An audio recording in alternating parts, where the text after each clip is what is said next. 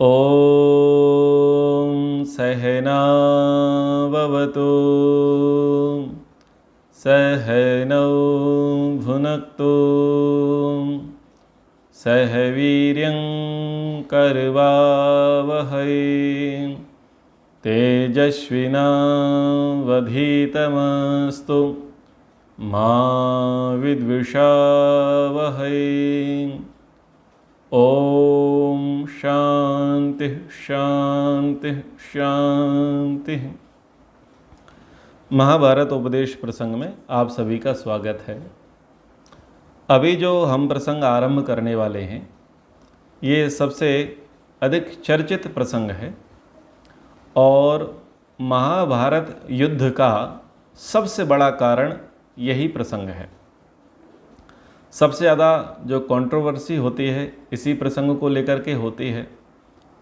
सबसे ज़्यादा लोगों के व्याख्यान होते हैं, उलाहना दिए जाते हैं, शिक्षाओं की बात करी जाती है, वो भी इसी प्रसंग को लेकर के है। और कई प्रकार के प्रतिशोध हैं वो भी इसी प्रसंग से जुड़े हुए हैं। हिंसा के भाव इसी प्रसंग से जुड़े हैं। छल प्रपंच के क्रूरता के भाव इसी प्रसंग से जुड़े हुए हैं। जब इस प्रसंग का परिणाम ही भीषण नरसंहार निकला तो सोचिए ये प्रसंग कितना महत्वपूर्ण होगा। इस प्रसंग के विषय में जैसे मैंने कहा कि कंट्रोवर्सी भी है, बहुत सारी भ्रांतियाँ इस प्रसंग के विषय में हैं। बहुत सारी चीज़ों को बढ़ा चढ़ा करके प्रस्तुत कर दिया गया और कई चीज़ों को तो बिल्कुल गलत तरीके से ही प्रस्तुत किया गया है। तो इस प्रसंग की जो अनेक प्रकार की भ्रांतियाँ हैं उन भ्रांतियों पर हम विचार करेंगे क्रमशः। और ये व्याख्यान माला जो है 4-5 वीडियो से अधिक में भी जा सकती है। जैसे कि आपने एक सुना होगा कि द्रौपदी जी ने कहा कि अंधों के अंधे होते हैं। अब ये खूब सुना है, वक्ता इस पर खूब बोलते हैं, परंतु क्या वास्तविकता है इसके पीछे कोई नहीं गया कि क्या वास्तविकता है। दूसरा, बहुत सारे लोग हमारे ही एक आरोप लगाते हैं कि धर्मराज युधिष्ठिर जुआरी था तो फिर उसे धर्मराज क्यों कहा गया। तीसरा जो आरोप प्रत्यारोप लगाया जाता है वो ये होता है कि किसने किसको हारा।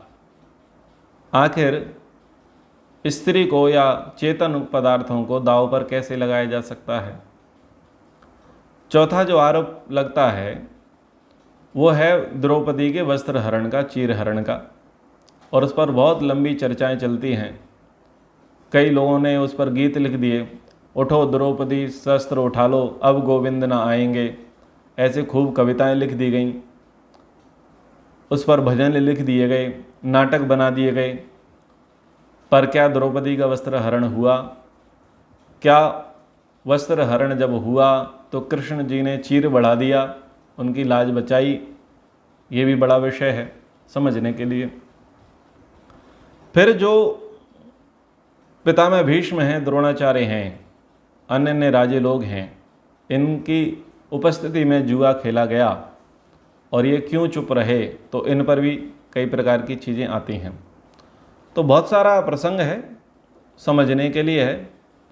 और हम महाभारत को क्रिटिसाइज कम से कम ना करें, क्योंकि महाभारत अब हमारे लिए एक इतिहास ग्रंथ है और उसमें अच्छी बातें भी बताई हैं और बुरी बातें भी बताई हैं। लोगों ने कितना धर्म का पालन किया, कितना सुख हुआ, कितना अधर्म का पालन किया, कितना दुख हुआ, ये बातें वहाँ पर बताई गई हैं। हम तो ये शिक्षा प्राप्त करें कि जो बखेड़ा उस काल में खड़ा हुआ वो बखेड़ा आज हमारे घर में खड़ा ना होवे, इसलिए हम इतिहास ग्रंथों को पढ़ते हैं। जुए का परिणाम महाभारत में जो हुआ उसको पूरी दुनिया जानती है और आज जुआ घर घर खिलाया जा रहा है। और यदि घर घर हम जुआ खेल रहे हैं और जुए का प्रचार कर रहे हैं तो फिर महाभारत के जुए पर तो आपको उंगली नहीं उठाना चाहिए। और जब इतना भीषण नरसंहार हो चुका है जुए के कारण, और फिर तुम जुआ खेल रहे हो अलग अलग प्रकार से, तो तुम्हारा संहार क्यों ना हो? तुम कैसे बचे रहोगे? और ऐसे में तुम स्वयं को धार्मिक आदि कैसे कह सकते हो? ये बहुत सारे प्रश्न मंथन के लिए उपस्थित होते हैं। आज पूरे भारत में अलग अलग मोबाइल ऐप्स के माध्यम से लोगों को जुए के लिए प्रोत्साहित किया जाता है और उनको बोला जाता है कि ये आपके लिए प्रलोभन है, ये आपको कूपन मिलता है, इस कूपन को स्क्रैच करिए, इस पर आपको 500 पॉइंट मिलेंगे, 200 पॉइंट मिलेंगे, इतना बोनस मिलेगा, इतना वाउचर मिलेगा, इतना रुपया मिलेगा। पर आपको इसे रिडीम कराना है तो A23 पर चले जाइए, रमी सर्कल पर चले जाइए, इस पर चले जाइए, उस पर चले जाइए, ड्रीम 11 पर चले जाइए और फिर वहाँ पर जाकर के आप इसको रिडीम करें, वहाँ पर कुछ इन्वेस्ट करें। और बोले क्या करेंगे? बोले करोड़ों रुपए मिलेंगे। तो सब के सब क्रिकेटर और सब के सब अभिनेता जो लोगों के आदर्श बने हुए हैं, वो अपने सब फॉलोअर्स को, सब प्रजा को ये सिखा रहे हैं कि जुआ कैसे खेला जाए, और वो सब जुए खेलने का प्रचार कर रहे हैं और उनके प्रचार से प्रभावित होकर के सब लोग जुआ खेल रहे हैं। और जुआ खेल करके ये स्थितियां हैं कि प्लॉट बिच गए हैं, मकान बिच गए हैं, पत्नी के गहने भी जो है गिरवी रखे हैं, पत्नी मायके में बैठी है, कईयों के तलाक हुए पड़े हैं, हालत ख़राब है, कई घरों की हालत ख़राब है और लोग नशे की तरफ चले गए हैं। कईयों ने तो आत्महत्या तक कर ली है। और ये प्रत्येक वर्ष जब भारत में IPL क्रिकेट होता है तो प्रत्येक वर्ष ये घटना बहुत ज़्यादा मात्रा में बढ़ जाती है। वैसे जुआ तो 24 घंटे 12 महीने भारत में चल रहा है, इसका कल्चर बढ़ गया है। पढ़े लिखे पैसे वाले लोगों के लिए ये जो है ये एक अनिवार्य हो चुका है कि अगर वो शराब नहीं पिएंगे, वो मांसाहार नहीं करेंगे और वो जुआ नहीं खेलेंगे तो उनकी शान और शौकत किस मतलब की। तो सबसे ज़्यादा जो पढ़े लिखे लोग होते हैं या पैसे वाले लोग होते हैं वो इन चीज़ों को प्रमोट करते हैं, परंतु जो सभ्य पढ़े लिखे लोग होते हैं, सभ्य धनवान होते हैं, वो इन चीज़ों से दूर रहते हैं।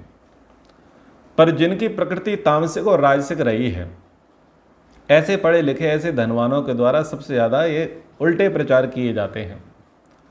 और दुर्भाग्य की बात यह है कि उन्हीं तामसिक राजसिक व्यभिचारी लोगों को लोग आदर्श मानते हैं। वातावरण भी इस प्रकार का बना रखा है कि उन्हीं तामसिक राजसिक व्यभिचारी लफंगे लोगों का ही सबसे ज़्यादा प्रचार किया जाता है। परंतु जो अच्छे पढ़े लिखे, अच्छे धनवान, सदाचारी, पवित्र आत्मा हैं, उनको कोई स्क्रीन नहीं मिलती, उनको ना तो कोई TRP मिलती, ना उनको प्रमोट किया जाता, ना उनको दिखाया जाता। जब उनको नहीं दिखाया जाता तो लोगों के जहन में ये बात घुस जाती है कि अच्छा तो कोई है ही नहीं और अच्छा करने से कुछ होगा ही नहीं। जब बड़े बड़े लोग इस कार्य को कर रहे हैं तो हम इस कार्य को क्यों ना करें। एक्शन का रिएक्शन होता है कि जो सूचनाएं समाचार पत्रों के माध्यम से, सोशल मीडिया के माध्यम से प्रचारित की जाती हैं, तो वो सूचनाएं कभी शिक्षाप्रद नहीं होती। वो सूचनाओं का एक उल्टा ही परिणाम निकल करके आता है। आप जितनी ज़्यादा आगजनी, हिंसा, लूट दिखाते जाओगे, उतनी ज़्यादा आगजनी, हिंसा, लूट होती चली जाएगी। क्यों? लोग ये सोचते हैं मैं अनोखा थोड़ी कर रहा हूँ, मैं नया थोड़ी कर रहा हूँ, सब लोग कर रहे हैं तो मैं भी कर रहा हूँ। तो ये चर्चा, ये प्रसंग थोड़ा लंबा हो जाएगा। बस आप समझ लें कि इसके जो है दुष्परिणाम ही निकल करके आते हैं। तो जिन जिन बातों पर हमने यहाँ पर संक्षेपता कहा है, अब उस प्रसंग को हम आगे बढ़ाते हैं। और सबसे पहला प्रसंग है अंधों के अंधे होते हैं। इस प्रसंग को महाराज युधिष्ठिर ने श्री कृष्णचंद्र जी की कृपा से राजसूय यज्ञ को संपन्न किया और जितने शत्रु विरोधी थे उनको उन्होंने नष्ट कर दिया। राजसूय यज्ञ की संपन्नता के बाद पांडवों के पास अपार लक्ष्मी, अपार संपदा की प्राप्ति हुई और कौरव आदि राजभवन का निरीक्षण यानी भ्रमण करने के लिए आए। उसमें सबसे अधिक चर्चा जो आती है वो दुर्योधन की आती है। दुर्योधन जब राजभवन में प्रवेश करते हैं तो राजभवन में स्फटिक मणि का प्रयोग सर्वाधिक किया गया और स्फटिक मणि एक प्रकार से ट्रांसपेरेंट होती है, तो उसकी नक्काशी, उसकी कलाकारी, उसकी डिजाइनिंग या उसका प्रयोग इस प्रकार से किया गया कि दरवाजे दीवाल के जैसे लगे और दीवाल दरवाजे के जैसे लगे। दुर्योधन जब भीतर प्रवेश करता है उसको लगता है कि दरवाजा है, तो वो सामान्य वेग से चल पड़ा और अपना सिर फुड़वा करके चक्कर खा करके गिर पड़ा। जब वो इस प्रकार से कर रहा था तो भीमसेन की दृष्टि भैया दुर्योधन पर पड़ी। जैसा कि आपको पता है कि महाभारत में सर्वाधिक दो लोगों के अंदर वैमनस्यता द्वेष रहा, कठोर वचन दोनों एक दूसरे के प्रति बोलते रहे, व्यंग एक दूसरे पर करते रहे, कटाक्ष एक दूसरे पर करते रहे, वो थे दुर्योधन और भीम। भीम ने कहा धृतराष्ट्र आत्मजेति च संबोध्य प्रहसित्वा च इतो द्वारम नराधिपः। भीम ने कहा धृतराष्ट्र पुत्र, द्वार इधर है। ये बात भैया भीम ने कही, पर यही बात अगर युधिष्ठिर कह देते तो इस बात को गलत नहीं माना जाता। इस बात को कृष्ण कह देते तब भी गलत ना मानते। इस बात को सहदेव या नकुल कह देते तब भी गलत नहीं माना जाता। पर इस बात को कहा किसने? भीम ने कहा, और भीम ने कहा तो दुर्योधन ने इसका गलत अर्थ लिया। इसका तात्पर्य क्या है? धृतराष्ट्र पुत्र, धृतराष्ट्र का पुत्र तो है ही, इसमें क्या आश्चर्य की बात है? धृतराष्ट्र का ही पुत्र है, पर चूंकि वो टकरा करके गिर गया, उसको दिखा नहीं ये दरवाजा है या दीवाल है, तो इसका अर्थ क्या हुआ? धृतराष्ट्र कैसा है? धृतराष्ट्र अंधा है। तो हे अंधे धृतराष्ट्र के पुत्र, द्वार इधर है। इसका ये अर्थ निकला ना, धृतराष्ट्र पुत्र द्वार इधर है, यानी डबल मीनिंग सेंटेंस यूज किया गया। चूंकि दोनों में उपहास प्रसंग चलता था, दोनों में व्यंग चलते थे, दोनों में कटाक्ष चलते थे, दोनों कठोर वचनों का प्रयोग करते थे और स्वयं प्रसन्न होते थे और दूसरे को नीचा दिखाने का काम करते थे, प्रतिस्पर्धा चलती थी। तो इन वचन का प्रयोग करने वाले कौन हैं? भीम हैं, द्रौपदी नहीं है। अब पता नहीं इतिहासकारों को या भागवत कथाकारों को या फिल्म निर्माताओं को स्त्री से क्या आपत्ति थी कि इसमें स्त्री को लेकर के आ गए। दो भाइयों के झगड़े के बीच में स्त्री को लेकर के क्यों आई, ये समझ से बाहर है। और बहुत सारे लोगों ने इस प्रकार से एक मोनोपोली बनाई, एक माहौल बनाया कि भाई घर के झगड़े का कारण स्त्री होती है, भाई भाई में झगड़े का कारण स्त्री होती है। और महाभारत के सारे झगड़े का पूरा श्रेय किसको दे दिया गया? द्रौपदी को दे दिया, जबकि द्रौपदी पिक्चर से बाहर है, पात्र से बाहर है, वो झगड़े का कारण है ही नहीं। पर ये जो पुरुष प्रधान समाज है उसने उस झगड़े में, परिवार के कलह में स्त्री की भूमिका निभा दी, जबकि झगड़े का बीज तो बाल्यकाल से ही पैदा हो चुका था।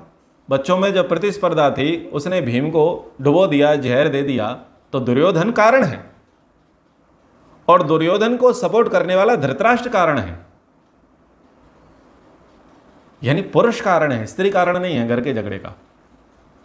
पुरुष कहीं ना कहीं मोही है, कहीं ना कहीं वो कंट्रोल में चीज़ों को नहीं रख पा रहा, कहीं ना कहीं अनुशासन में नहीं रख पा रहा, तभी तो जाकर के कहीं स्त्री बोल रही होगी। ये ध्यान देना। ये मानते हैं कि भाई दो भाई तब तक प्रेमवत रहते हैं जब तक उनका विवाह नहीं होता, लेकिन जब पत्नियां आ जाती हैं तब जाकर के घर में बंटवारे हो जाते हैं। भाई कहीं ना कहीं भाई की अनुशासन, भाई की कमांड ही कमजोर हुई होगी ना। गुण कर्म स्वभाव में स्त्री से पुरुष अधिक होवे, इसीलिए तो कहा ताकि कमांड बनी रहे। आयु में, विद्या में, बल में, बुद्धि में, चातुर्य में, कुशलता में पुरुष अधिक हो। क्यों अधिक हो? इसलिए अधिक हो ताकि वो मैनेजमेंट कर सके। वो बता सके क्या चीज़ सही है क्या चीज़ गलत है। और इसका यह मतलब नहीं कि अनपढ़ मूढ़ निरक्षर गंवार लड़की से ब्याह कर लो। उसके लिए कहा है कि धर्म क्रियाएं सब स्त्री के हाथ हैं, शिल्प स्त्री के हाथ में है, पाक विद्या, आयुर्वेद की विद्या, गृह विद्या, संतान का लालन पालन, अतिथि सत्कार और अर्थ की व्यवस्था सब किसके हाथ में? स्त्री के हाथ में। यानी विदुषी चाहिए भाई, समझदार चाहिए, वजनदार चाहिए। लेकिन फिर भी कहा कि उससे गुण कर्म स्वभाव में पुरुष अधिक होवे।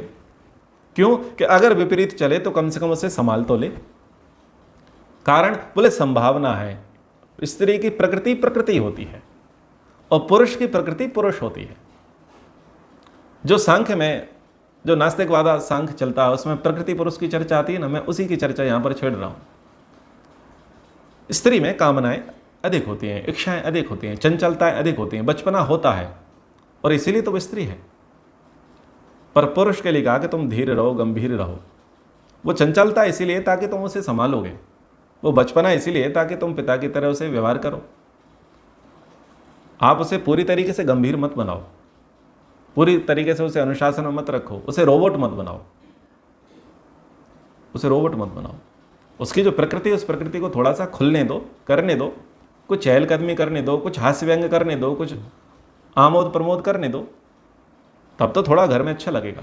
लेकिन जब लिमिट क्रॉस हो तो आप लिमिट क्रॉस ना करने दो। इसीलिए कहा कि आप बड़े होने चाहिए गुणकर्म स्वभाव में, उसी लिए बड़े चाहिए। इसलिए बड़े नहीं चाहिए कि तुम बिल्कुल एक दासी लेकर के आ जाओ पत्नी के नाम पर, कि अगर कहीं गलत जाए तो।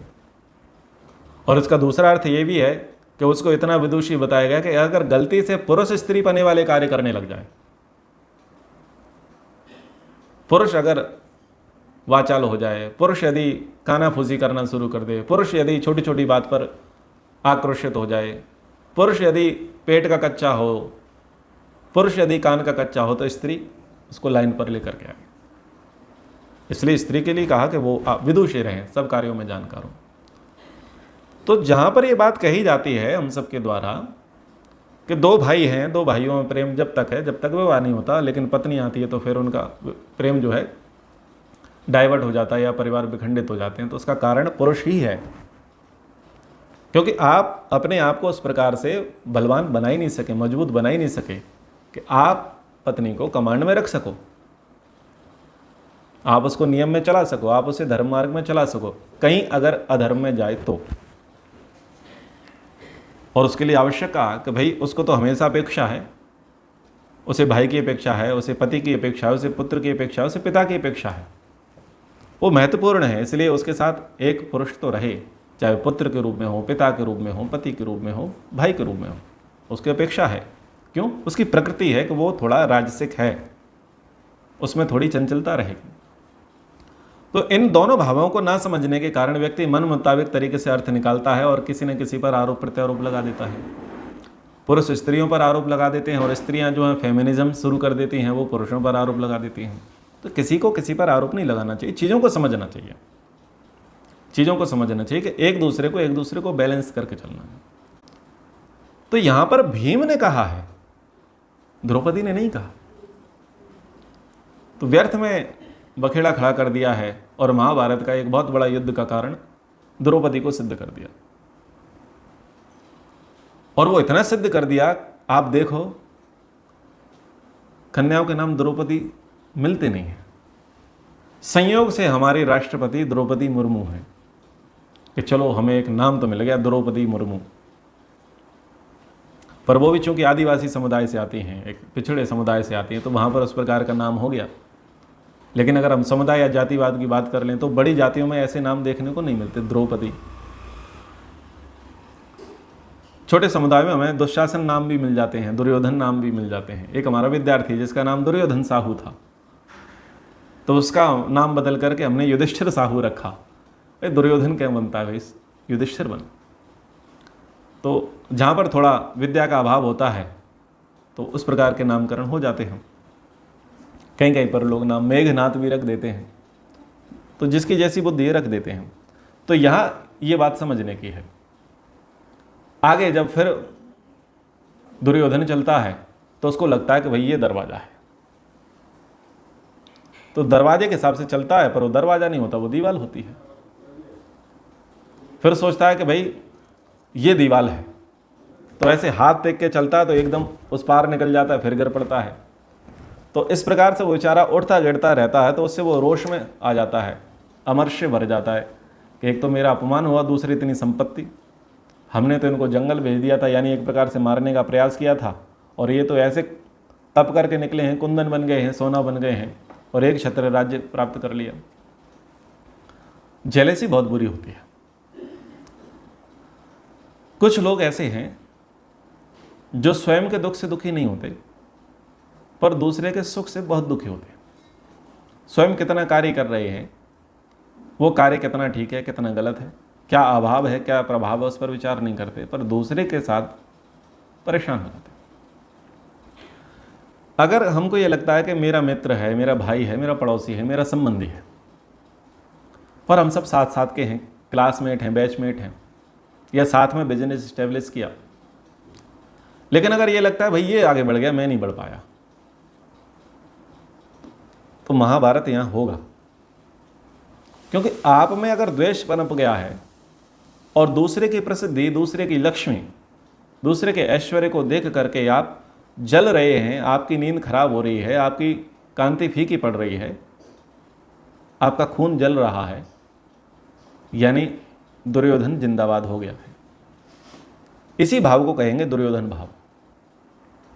और देखो बीच बीच में मैं आपको शकुनी भाव, दुर्योधन भाव और ये धृतराष्ट्र भाव बताता रहता हूँ। वो कैरेक्टर मर गए हैं, वो पात्र मर गए हैं, पर वो भाव समाप्त नहीं हुए। वो भाव हमारे सराउंडिंग हैं, आसपास हैं। कभी कभी आप में आते हैं, हम में आते हैं जाते हैं, चलते रहते हैं, पता नहीं चलता कि कब हम दुर्योधन हो गए। यही तो दुर्योधन भाव है। इसको ज़्यादा मंच मिलते हैं, उसको ज़्यादा टीआरपी मिलते हैं, उसको ज़्यादा टेंडर मिलते हैं, उसके यहाँ सर्विस ज़्यादा होती है, उसका मकान बहुत बड़ा है, उसके यहाँ लिफ्ट लगी है, उसके घर में सब के सब आईफोन चलाते हैं, उसके घर में नाश्ते में इतनी सारी चीज़ें बनती हैं, उन्होंने जन्मदिवस पर, बर्थडे पार्टी पर और विवाह में इतना खर्चा किया। जल कुकड़े हैं, कुड़ जाते हैं। ये स्थिति है दुर्योधनों की। वो इतना द्वेष करते हैं, इतना द्वेष करते हैं कि पड़ोसी का सुख उनसे देखा नहीं जाता। और द्वेष हमेशा क्रूरता लेकर के आता है, ये ध्यान देना। जब भी आप किसी से घृणा या द्वेष करते हैं तो कलुषित विचार होंगे, कठोर वाणी होगी और कर्म आपके क्रूर हो जाएंगे, भीभत्स हो जाएंगे, घृणित हो जाएंगे। हमारे भारत में जो वर्तमान हम वातावरण देख रहे हैं, ये वातावरण आज का वातावरण नहीं है, ये वर्षों का वातावरण है। इसका जनक द्वेष है, और उस द्वेष के कारण ही इतनी क्रूरता है, इतनी क्रूरता है कि अगला व्यक्ति ये भी नहीं कह पा रहा कि हमारी बेटियों को उठा करके ले गए, उनके साथ बलात्कार हुआ, उनका धर्म परिवर्तन हुआ। वो ये बात भी नहीं बोल पा रहे, डर लग रहा है कि कहीं सुन करके हमारा भी गला ना काट दिया जाए। एक 72 वर्षीय लगभग एक रिटायर्ड व्यक्ति पाकिस्तान का, वो इतने डरे हुए, संभले हुए शब्दों में उसने प्रधानमंत्री मोदी से अपील करी। उसकी व्यवस्था जो है उसके शब्दों में झलक रही थी। वो इतना संभल करके बोल रहे थे कि कहीं गलती से किसी भी जिहादी मुसलमान को, पाकिस्तान सरकार को, सेना को बुरा न लग जाए, बुरा न लग जाए। लेकिन वो ये बता रहा है कि हमारे साथ हुआ क्या, हमारे घर की कितनी बच्चियों को कन्वर्ट कर दिया, कितनों का बलात्कार हुआ, कितनों का जेनोसाइड हुआ है, कितनों का नरसंहार हुआ है, कह नहीं पा रहे। बांग्लादेश में यही हालत रही, कश्मीर में यही हालत रही, बहुत जगह है। वो क्या है, वो क्रूरता की अति के कारण स्थिति है कि वो बोल नहीं पा रहे,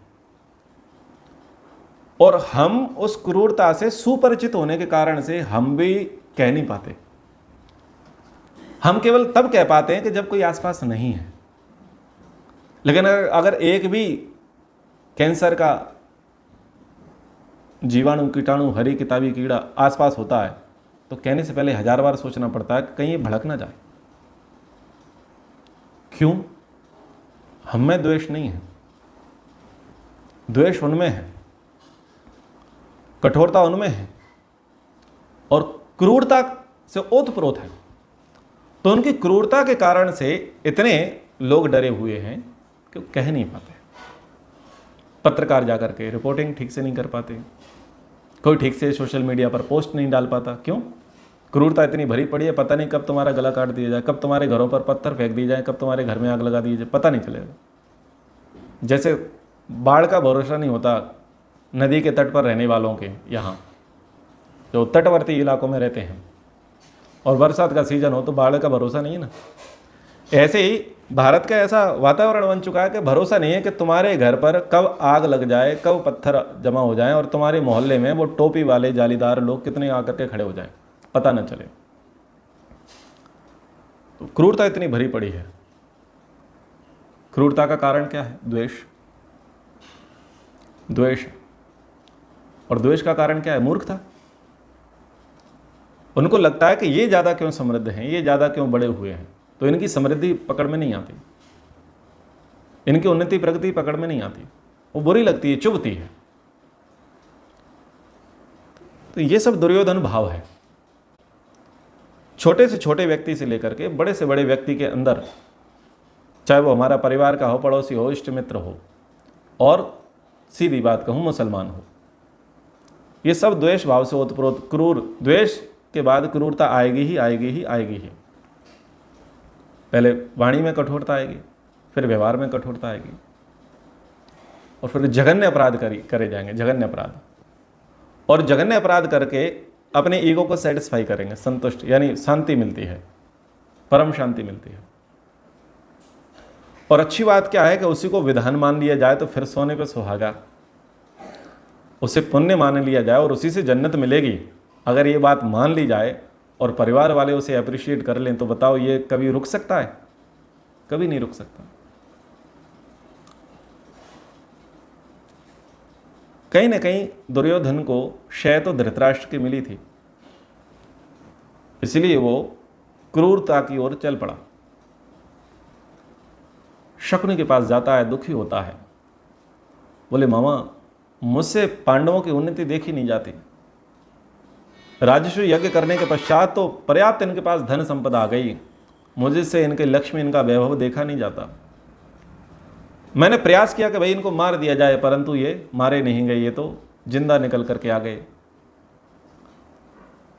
अब या तो इनकी संपत्ति मुझे प्राप्त हो जाए अथवा मैं मर जाऊं,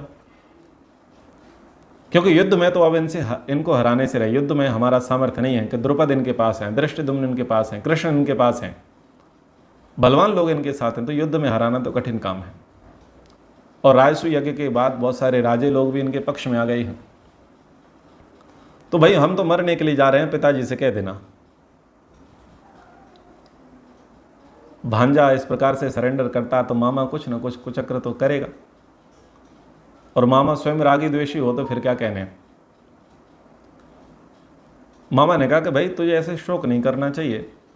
पहले थोड़ा समझाने का प्रयास किया, ऐसे शोक नहीं करना चाहिए, वो भी आपके भाई हैं, पांडवों की लक्ष्मी तुम्हारी लक्ष्मी है, और उन्होंने जो किया है सब अपने पुरुषार्थ से किया, अपने भाग्य से किया है, तुम अपना करो, अपना करो। तो दुर्योधन से कहते हैं भाई कोई बात नहीं, मैं तेरा सहयोग करूंगा, और युद्ध में उनसे जीत पाना कठिन है। एक काम किया जा सकता है, मेरे पास एक तरकीब है। बोले क्या? कुंती पुत्र युधिष्ठिर को जुआ अच्छा लगता है, परंतु वो खेलना नहीं जानता, वो जुए में कुशल नहीं है, प्रवीण नहीं है। यदि उनको जुआ खेलने के लिए बुला लिया जाए तो बात बन जाएगी। क्यों? बोले मैं पाशों में महारथी हूं, मैं पत्ते खेलने में महारथी हूं, और वो बिल्कुल अनाड़ी है, यानी उसको अच्छा लगता है। ये जुआ ऐसी चीज है कि तुम अगर इसे देखोगे ना तो भी ये तुम्हारा नाश कर देगा। युधिष्ठिर का केवल इतना ही दोष है कि मामा की संगति में आकर के उसने जुआ देखा था। जुआ कौरव नहीं खेलते थे, जुआ पांडव नहीं खेलते थे, जुआ धृतराष्ट्र नहीं खेला, जुआ द्रोणाचार्य नहीं खेले, जुआ शांतनु नहीं खेले, ये जुआरी तो मामा था शकुनी गांधार का, ये जुआ खेलता था। और जब बच्चे होते हैं तो खड़े हो जाते हैं ना पीछे, तो देखने लग जाते हैं, तो देख करके थोड़ा थोड़ा इंटरेस्ट बढ़ जाता है। तो युधिष्ठिर की केवल इतनी स्थिति थी, वो खेल देखना अच्छा लगता था लेकिन खुद नहीं जानता था खेलना। और इस बात को कौन कह रहा है? शकुनी कह रहा है। शकुनी कहता है द्यूत प्रियश्च कौन्तेयो न सा जानाति देवितुम समाहूतश्च राजेंद्रो न सक्षति निवर्तितुम। वो स्वयं बोलता है, पर उसे बुला लो तो वो पीछे नहीं हटेगा, क्योंकि बुलाएंगे हम, राजाज्ञा से बुलाया जाएगा और वो पीछे नहीं हटेगा। बोले ये युक्ति तो ठीक है, परंतु ना तो तुम्हारे कहने पर युधिष्ठिर आएंगे ना हमारे कहने पर आएंगे। वो कहना किद का मानते हैं? बोले पिताश्री का कहना मानते हैं। तो योजना बना करके मामा भांजे पिताश्री के पास यानी राजा धृतराष्ट्र के पास जाते हैं। अब दुर्योधन चुप है, दुर्योधन कुछ नहीं बोल रहा है, और शकुनी आते हैं, प्रणाम करते हैं, बोले दुर्योधन की हालत ठीक नहीं है, इसका मूड ऑफ है, कलर फेड हो गया है, भूख नहीं लग रही है, निद्रा नहीं लग रही है। तो पिता को चिंता हुई, भाई क्या बात हो गई बेटे? बोले तुमको खाना नहीं मिल रहा, तुमको पहनने के लिए नहीं मिल रहा, तुम श्रृंगार नहीं कर रहे, क्या अभाव है बताओ? क्या किसी ने तुम्हारा अपमान कर दिया? क्या शत्रुओं से तुम पराजित हो गए? क्या हमारे राज्य का कोई अपशगुन हुआ है? क्या हुआ है? बोले जी कुछ नहीं हुआ है, पर मैं तो पांडवों की उन्नति से प्रसन्न नहीं हूँ, बहुत दुखी हूँ, इसीलिए मेरी कांति फीकी पड़ गई है और इतना मैं लज्जित हो गया हूँ कि मेरी अब जीने की इच्छा नहीं है।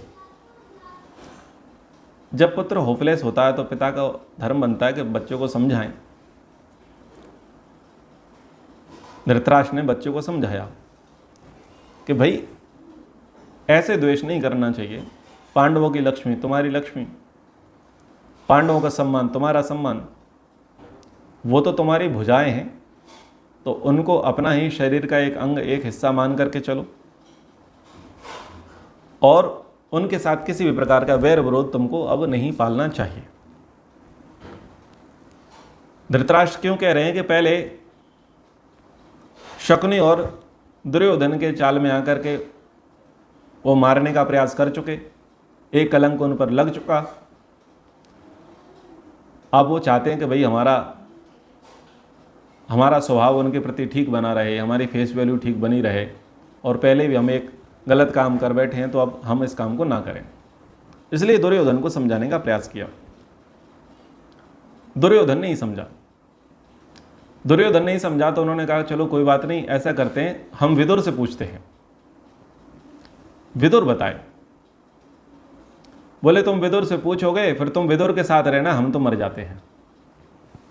बच्चे जिद करते हैं ना, तुम तो उन्हीं के साथ रहना, उन्हीं के साथ बात करना, हम तो घर छोड़ के जा रहे हैं, हम तो मर जाएंगे, बाल हट।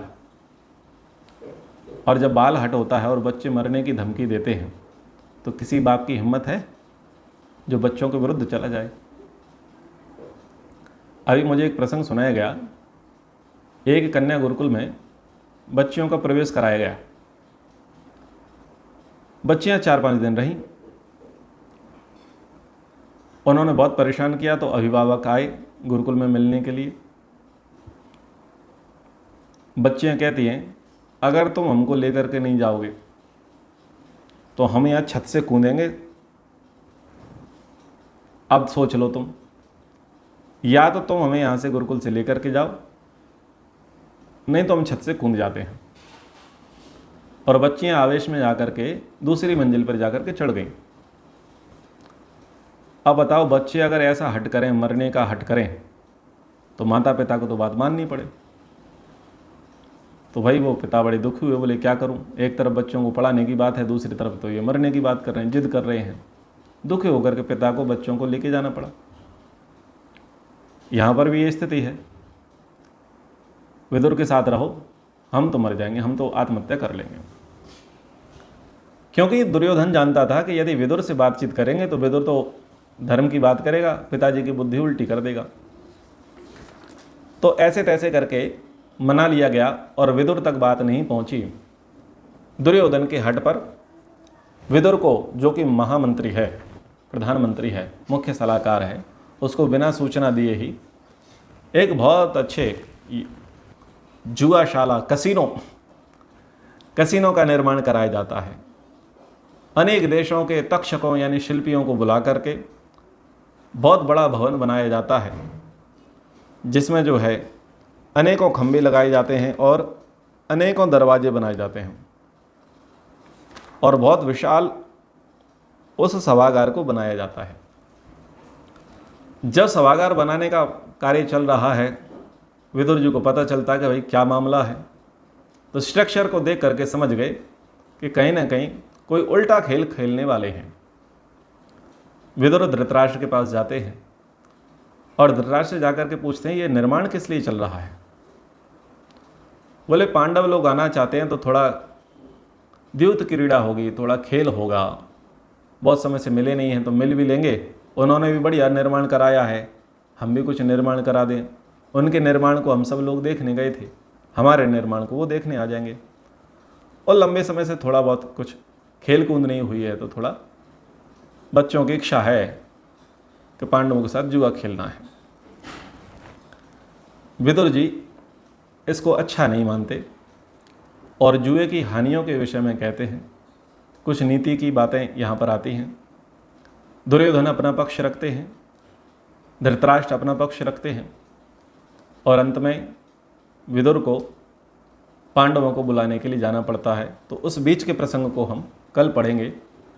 जुए की हानियों के विषय में धृतराष्ट्र क्या कहते हैं, जुए की हानि के विषय में विदुर क्या कहते हैं, जुए की हानि के विषय में स्वयं धर्मराज युधिष्ठिर क्या कहते हैं, उन सब प्रसंगों को हम समझेंगे। समय के अनुसार अभी कक्षा को विराम।